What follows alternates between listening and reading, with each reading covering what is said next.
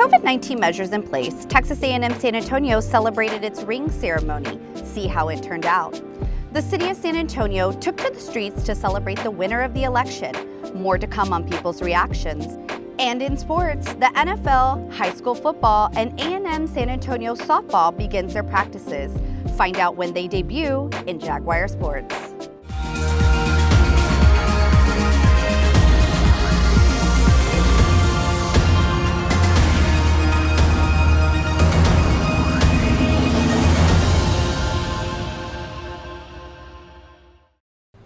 Hello and welcome. I'm your host, Amanda Barela. We are here at the Auditorium Courtyard where we will be bringing you the latest in campus and community news.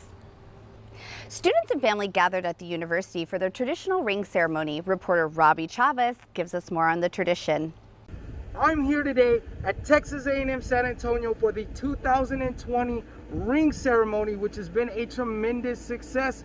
Families come in at the front with their student. They come in, grab their ring, get a couple of photo ops, then come back down here to this ring setup, the big ring here, get another photo op where they end up going and checking out. So far, it has been successful. COVID-19 has changed a lot of things, but it hasn't changed the way people receive their rings. And students and their family walked up, checked into the wellness center where they were asked if they had COVID-19 symptoms and had their temperatures checked, where they were cleared to go ahead and walk in and receive their ring here at the table with a nice ring day setup decorations around right here. There was also plenty of students there to receive the rings here. As you can see, Texas A&M has a lot of people graduating, which is a tremendous accomplishment. Once they received the ring, they would walk down here to this wonderful setup with the big ring, and they were able to take pictures. I spoke to Juan Espinosa. Here at Texas A&M with a ring leader here. We got Juan Espinosa. Juan, how's it going so far today? It's going well. Today is the last day for the ring days. We had Friday afternoon, Saturday all day, and obviously today all day. We're seeing a lot of happy families and a lot of happy ring recipients, both from spring and the fall, coming onto campus, enjoying their days on campus. And how would you say it's going with the COVID-19 pandemic we have? How's it been? What's the difference been? And how do you think it's going so far? The difference has been huge. This ring ceremony, the way we're formatting it this time, is nowhere near what it used to be for obvious reasons. But we've had to spread it out into 2.5 days. Robby Chavez, Enlace. A&M San Antonio Model UN delegation has some exciting news. It has won its first regional award at the 2020 Southern Region Conference, which was held virtually due to COVID-19. John Suk, competing in his last delegation before graduating in the fall, reflected about his approach to these simulations. I would say I've always tried to shape our club, and as being head delegate for the past year, is see it more as something you simulate and look for accuracy. And within the spirit of the United Nations, we're not looking for a winner or loser. We're looking for multilateral solutions, right?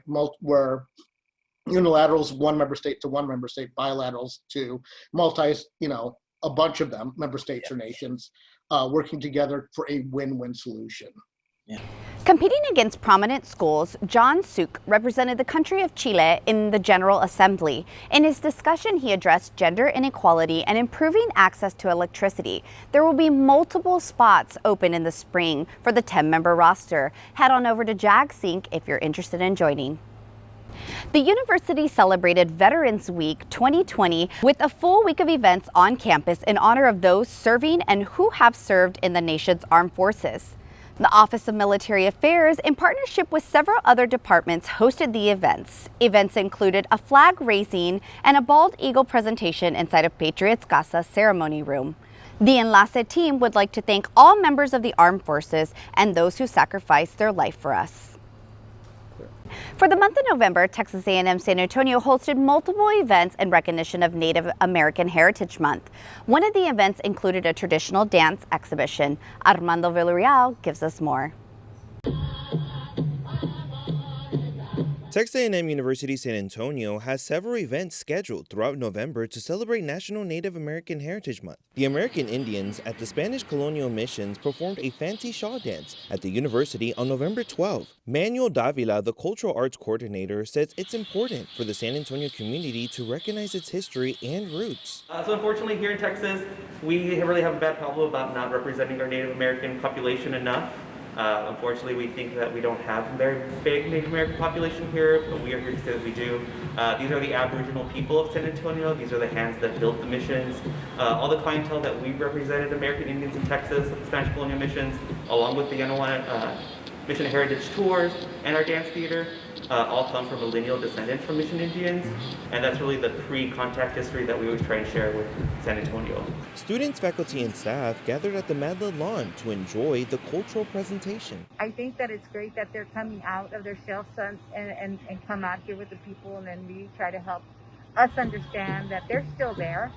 You know, their culture's still there, that we should be able to not only understand it, but appreciate it, because, you know, a lot of our cultures actually originated with them, and I think that's a great, you know, for me, that's a great feeling to understand that.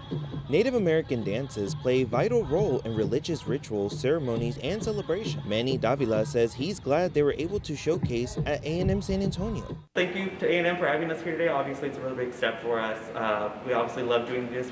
This is a big labor of love that we put into the community for us. This is the way that we showcase our culture and our heritage for other people to enjoy, but also so that it sparks a little something in their brain to make them want to find us and connect with us and find out how they can plug in with us. The university will celebrate American Indian Heritage Month until November 30th. For more information on events, visit temusa.edu. I'm Armando Villarreal, Enlace.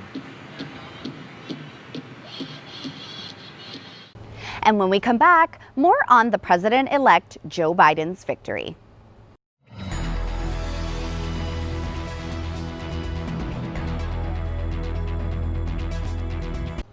San Antonio was one of the many cities around the nation who celebrated the victory of President-elect Joe Biden and Madam Vice President Kamala Harris. Armando Villarreal gives us a look at people's reactions on the election. Former Vice President Joe Biden was declared the 46th President of the United States, according to the Associated Press. Democratic supporters took to the streets of downtown San Antonio on November 7th to celebrate the victory of Joe Biden and Kamala Harris. To the indigenous people, the Mexican Americans and the African Americans, they did this. They won this for us. We did it, guys. All right. Jesse Garza, a San Antonio resident, says with all the cheers and cars honking, it feels like a Spurs championship celebration. It feels like our voices are finally being heard and our votes counted for something. And the whole ambiance and the whole atmosphere just feels really different, like we're united once again as a country and as a state. I think that we've come together to finally realize that our country needed a change. Joe Biden was named the projected winner after Pennsylvania's ballot count put Biden ahead of President Trump. People held signs from their cars, waved flags, and some had a message for Trump saying, "You're fired."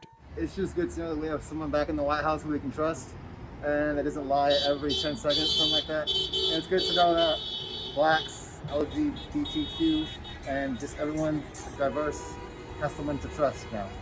Trump supporters held a Trump train event from San Antonio to New Braunfels on November 8th in response to the election. A bunch of patriots getting together with families, everyone's smiling, everyone's positive, having a good time. We know what the future holds, so we're very positive. President Trump refused to concede, threatening to take legal action on voter fraud. Oh, the Supreme Court, they will rule by law what's going to happen. President-elect Joe Biden made his victory speech 4 days after the general election and announced that defeating the COVID-19 pandemic will be his first order of business. Madam Vice President Kamala Harris made history by becoming the first female United States Vice President for the first time in the nation's history. I'm Armando Villarreal, Enlace. SAYC, a local nonprofit organization, provides free art education tuition for middle school and high school students, offering art and community programs. The organization strives to provide art education for the lower income communities. The pandemic has brought challenges for SAC as they now are finding ways to deliver their programs virtually. Stephen Garzon Guzman talks about the virtual reality that is now provided to their students, as well as the families and children around the community. Needed to make sure that all of our students had computers, they had Wi-Fi, and so we were able to secure funding and partnerships to make sure that all of our students were able to connect with us online. And then also we wanted to distribute art supplies to them, and so we did that. We made sure that they had the supplies that they needed to continue on with their craft. And so now with our year-round programs, we have weekly studio sessions where they meet on Zoom. We have art challenges and art projects for them, where they're able to make art from home. Garza Guzman says the organization's priority is giving the youth an avenue to share their voices and to create. SAC has Muerto Fest going on virtually that provides information on Diaz de los Muertos and more. The website is free and showcases art and crafts and tutorials for families and the community. The website will be up all year. You can visit www.muertofest.com. And when we come back, we have an interview with the Counseling Center as well as Alejandro Diaz bringing you the latest from the sports world.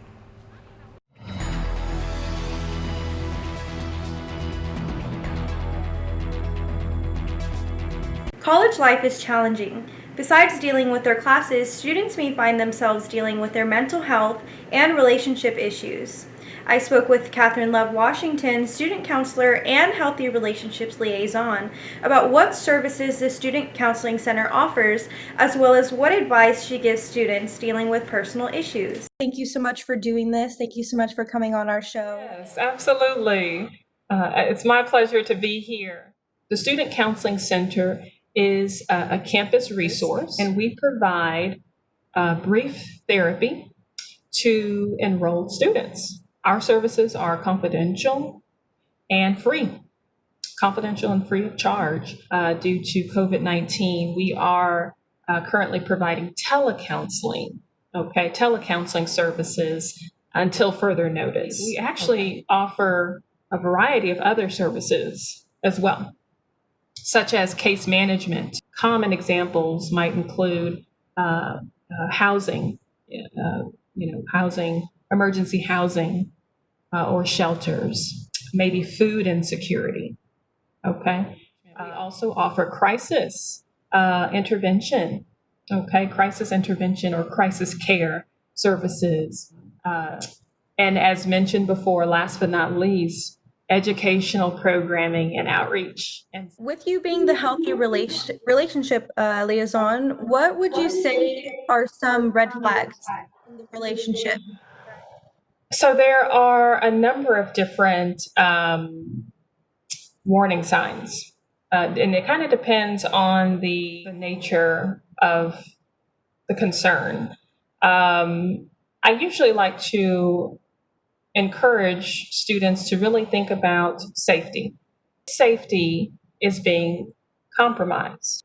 That can include physical safety, right? Physical and or sexual safety, psychological safety, emotional safety, right? So if you're thinking, if you have the word safety in your mind, then that actually might be something to kind of help you gauge if something is, if the dynamic is unhealthy, healthy, or maybe abusive. Great, thank you so much. You're welcome. It's been my pleasure, truly, Katelyn. I'm delighted to get to meet you and chat with you and to share this information. Thank you for your time as well.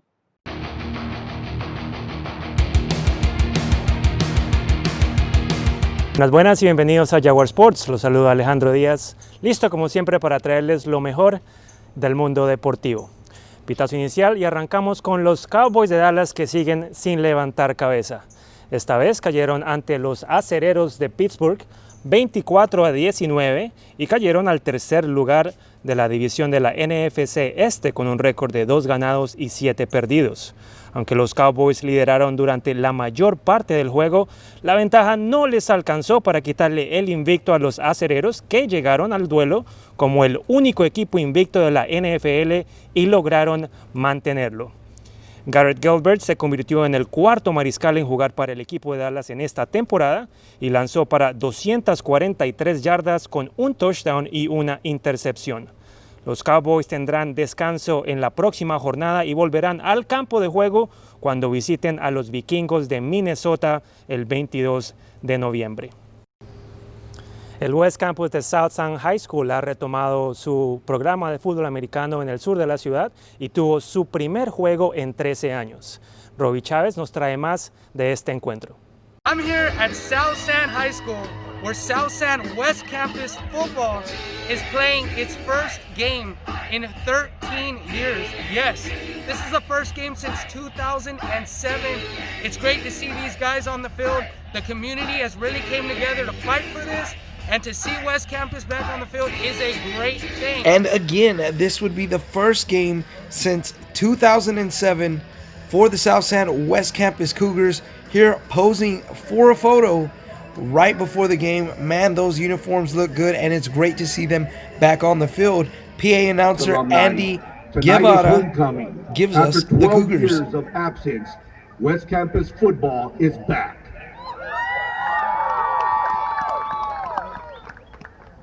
And the Cougars look good early. Number 32 here gets in for the first South San West Campus touchdown since 2007. The Cougars would go on to lose. However, it was great just to see them back on the field. First game since 2007. Coach, what'd you think about just being out here and getting started? It was great. It was great being out here with the guys for the first time. You know, they put in a lot of work. We delayed our start. And, you know, we've only been about 3 weeks in.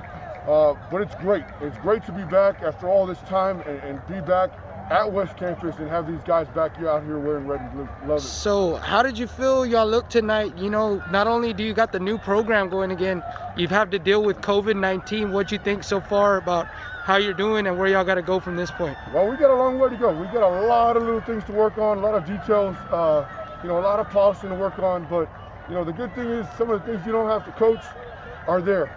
The effort's there, the enthusiasm is there, and that's what we really need. We can work on the details as we go. All right, Coach, thanks for the interview and good luck the rest of the season. Yes, sir. Robby Chavez, Enlace. Y continuando con nuestra cobertura del fútbol americano de high school, los Aggies de Poteet, liderados por el corredor estrella Ernest Dávila, lograron su pase a los playoffs. Nuestro reportero Robby Chavez estuvo ahí y nos cuenta cómo estuvo este juego. The Poteet Aggies are taking on the Katelyn Cowboys in some nasty weather, or some people prefer football weather. It's misty, it's raining, it's drizzling, it's cold, we got wind, it's in the 40s. Poteet looking good, however, bolstered by running back Ernest Davila, who's coming off of a 300-yard plus rushing game and is one of the top running backs in the city.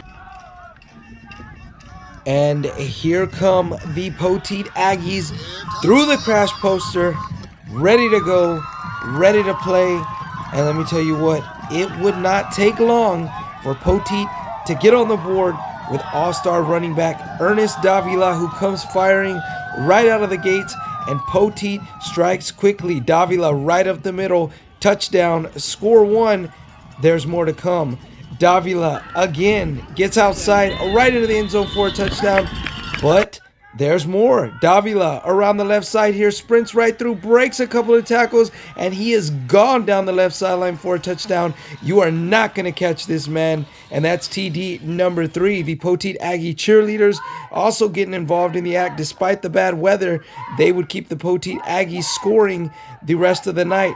Here on this play, Poteet's quarterback drops back to pass, and he drops this diamond down the sideline for a touchdown. And we go to Ernest Davila after the game. How'd you feel y'all played tonight? We played very well. We executed. We did everything we needed to do. Fourth quarter was a little bit bad, but we still came out with a victory, and we did our job.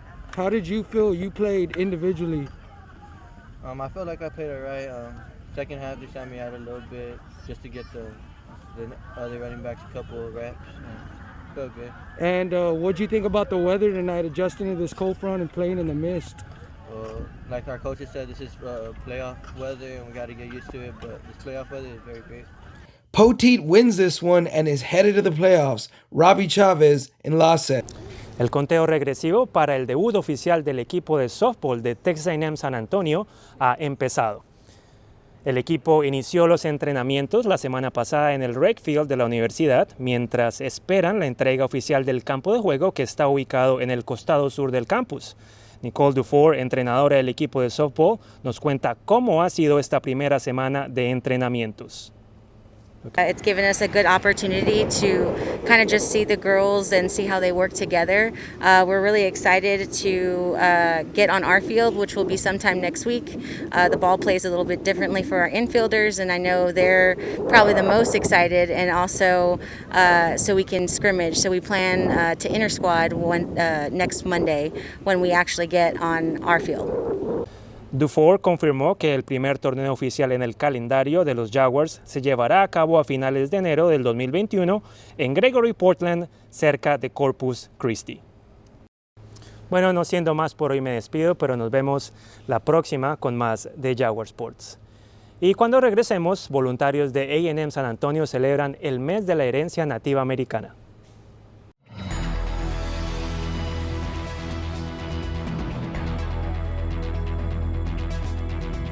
Students from the university joined a local organization during American Indian Heritage Month to support families in need that have been affected by COVID-19. Our reporter, Brianna Olvera, tells us more. To kick off American Indian Heritage Month, students from Texas A&M University-San Antonio dedicate their time volunteering with the care team at the American Indians in Texas at the Spanish colonial missions. They protect the culture and traditions of the Tapilam Cualuteca Nation and all other neighboring indigenous people from South Texas and northern Mexico. The organization's motto is La Cultura Cura, meaning the culture cures.